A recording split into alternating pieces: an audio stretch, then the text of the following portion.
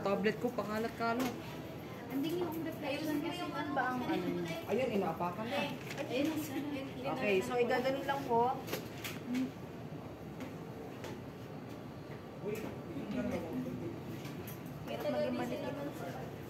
Ganyan lang po yung ano. Di ko sa sento.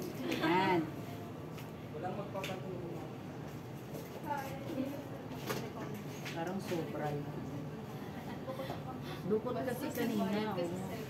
Kung na bahalang mag-adjust yan. Basta itong part na lang yung ano.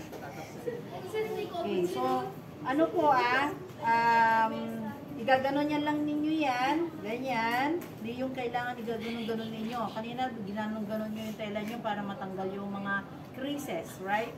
Okay, ito gaganon lang, no? And see to it, yes, see to it na wag naman yung sobrang init kasi pag sobrang init yan, masusunog. Then i-double check nyo. Tutuklapin nyo ito, kung matutuklap po yan, kulang pa. Tapos babalikan. Okay? Okay, pag hindi na po matutuklap yan, tinanong nyo, may matutuklap ba? Hindi na. Okay? So, ibig sabihin, well fused na siya. No? So, punta na kayo doon. So, pag natapos na po, ganyan na po siya. So, pagka tinahi na po, yan, pag tinahi, yan na, pa-follow nyo na po.